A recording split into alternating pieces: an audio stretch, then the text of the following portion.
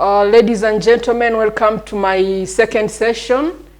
When we finished, we were talking about the modern and technical view of teaching. And now we're going to continue looking at the modern and technical view of teaching. In the last session, we looked at the traditional modern and then the modern method of teaching. We will continue by saying that teaching is therefore open-ended in the modern method. It's open-ended in a sense that the learner is active and the teacher is also active. The students understand, own, and remember better the ideas generated by them. This one you should know it. We are into general teaching techniques, ladies and gentlemen. I want us to know that the learner, the student, understands better when they participate. They remember better when they are part of the discussion. Tell me, I'll forget. But when you discuss with me, I'll remember. I want to encourage you to make sure that teaching takes place when both the teacher and the learner are discussing. Students understand and remember better the ideas generated by them. What you tell them, they can forget. What you bring to them, they can forget. But if the ideas are generated by them, they don't forget. In the modern method of teaching, we say that a teacher is not the only source of ideas. Like I told you recently in my class, my learners, my students, they taught me that when you're into a class, you come out when you're tired. That means it has been a tiresome class. That means it has been mostly a teacher-centered. That one I learned it. Meaning my students have got ideas and I also have my ideas. I'm supposed just to create the learning opportunities. Facilitate the learning. Like I said, it doesn't mean that we create the change. We facilitate the change. Quickly, I'll be rushing through this modern method of teaching and say, there is need to understand that learning is a continuous process. I've told you the modern method of teaching. I've told you the traditional methods of teaching. We're into teaching techniques. The traditional people were saying it's a teacher-centered, but now we're saying it's learner-centered. That's the modern view. You can summarize it by knowing two things. The traditional view was that it's a teacher-centered. And for the modern people, we know that it's a learner-centered. That's the conclusion we can make between the old and the modern methods of teaching. We will move from here to the cycle, the learning and teaching cycle. Usually when I'm teaching, I tell people teaching and learning, they go together. You can't separate teaching from learning. You can't separate learning from teaching. That's why I'm saying teaching and learning cycle. Is teaching a cycle? What do I mean when I say teaching is a cycle? Something that goes around and is having no end. You finish this step, you go to another and come back. So what do we say about the learning cycle? We are saying that there is need to understand that learning cycle so as to be able to choose learning model or technique to use so as to create unique learning experience for students. There is need to understand the learning cycle so as to be able to choose a learning model or a technique to use so as to create a unique learning experience for students. If you don't know that it's a cycle, you'll end up choosing a wrong method of teaching. If you don't know that learning is a continuous process or teaching is a continuous process, you'll end up choosing a wrong model. We're saying that good teachers go through continuous and we're saying repetitive process of teaching. We are into diploma in education. You know how learning takes place. We repeat ourselves many times. What we teach today, we link it with what we teach the following day. We also link it with the next, and then go back to a cycle. How do we go back to a cycle? There are steps that we follow. The steps that we follow are involved here. Need identification. That's the first stage. What is the need identification? What do I need to teach the learner? This one is at the planning stage. We check, what does the learner know when you're in a class? We start with questions usually. What do you understand by this? What do you know about this? We're trying to identify the need. It's from that need that we continue with. It's usually we say that we start from the known to the unknown. How do we know the known and unknown? Through this process of need identification. Having known that the learner is missing this, then we have to plan. That's the second stage, the planning stage. We go to design a curriculum. We go to design the lesson plan and select the teaching materials. Having identified the need, then we need to plan for that teaching.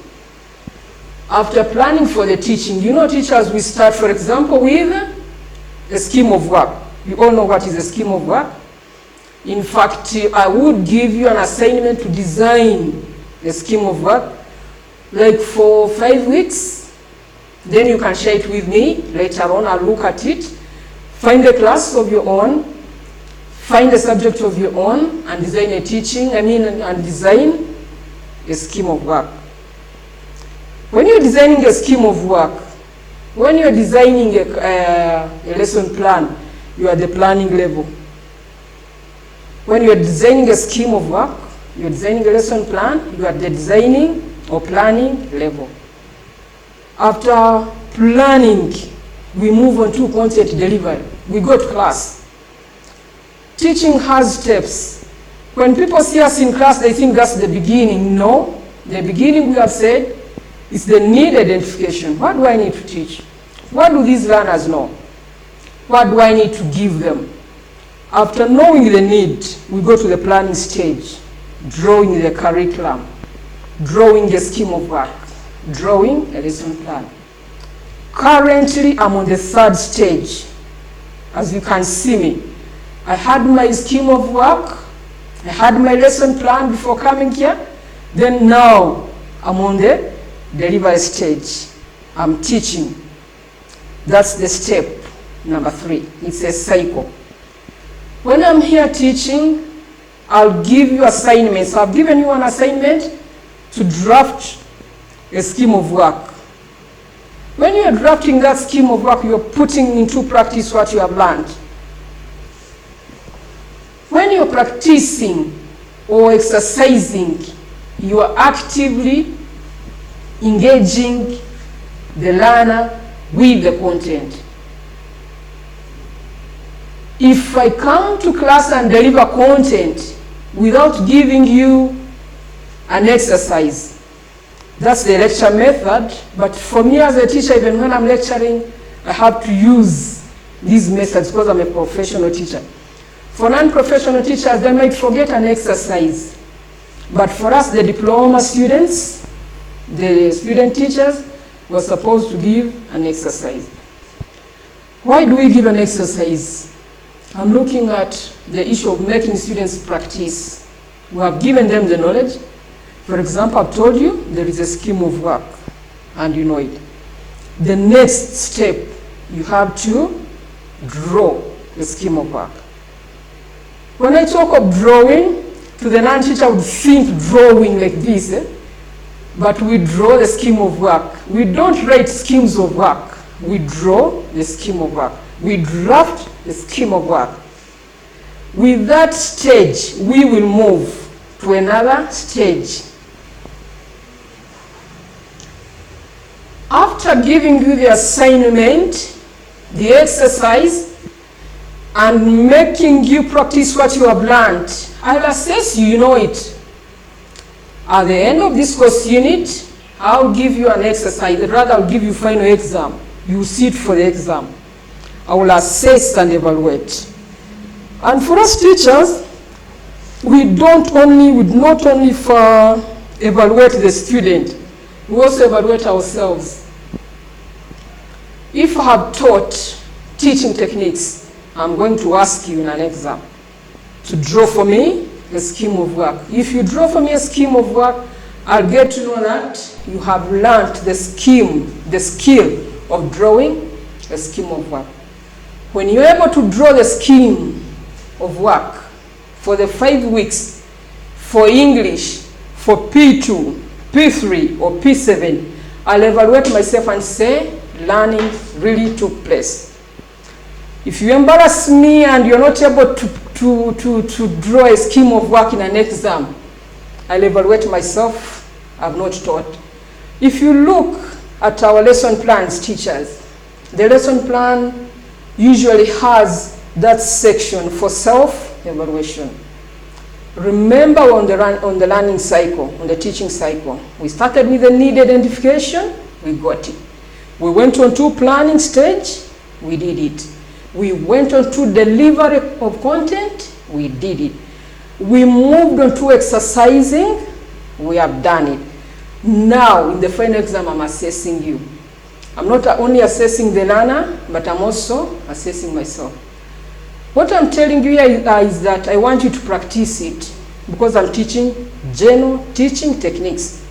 You understand when I talk of techniques, the tricks of teaching. Follow this cycle if you want to be a good teacher. After our final exams, for example, Mountains of the Moon University, we usually give final exam. It will be marked out of 60. I will look at that and mark you. Should I find that majority of you have gotten 30 out of 60, I know my teaching was average. But however, my teaching might not be the one that has a problem, but yourselves. I'll evaluate the learner and myself. That is the feedback I'll get. If I find the majority of the students are getting 10 or are not able to draw a scheme of work, I know teaching had a problem. That's feedback to me. I'll give you your results. You'll also get to know, oh, I didn't learn this. I might have to redo it. God forbid. God forbid, you shouldn't be able, you shouldn't get a retake when you're learning. Feedback comes in 2 ways. Oh, students have learned, myself have taught. Move to the next stage. Move to year 3, move to year 2. If I find all the students have failed at this feedback stage, I'll say, repeat. Even myself, I'll change the techniques of teaching to make sure you understand. That is the feedback I'll get. How do I get the feedback? By giving you an assessment. By giving you an exercise, rather a final exam. The assessment can be a continuous one in class, where we contribute, where Mountains of the Moon University, we give it 40%. Then the final gives us 60%, which makes 100. When I get this one, it gives me feedback. We're looking at the learning and teaching cycle. We are at the stage of feedback. I've gotten the feedback. God forbid that my students did not master the skill of drawing a scheme of work. What do? Modification stage. What I do here, I want you also students to do it in your classes, because we're into the general teaching technique. Modification stage is based on the feedback and reflection. Teacher makes adjustments to teaching methods, content delivery, and assessment. The cycle moves and it's continuous, it does not end. Modification stage, like I told you, if you have a retake, I have to change my methods of teaching. You also have to change your methods of teaching. If your students fail, if all your students, pupils, they get F9 at UNEB level, you have to modify. How do you modify? The modes of teaching, the methods, and how you deliver your content. Ladies and gentlemen, I thank you for listening to me. This has been our session number 2 for this course unit, General Teaching Technique. I've been your lecturer, Kabazera Dina. I'll meet you again in the 3rd session, where we'll be continuing with general teaching techniques, the tricks of teaching for diploma students. Thank you very much.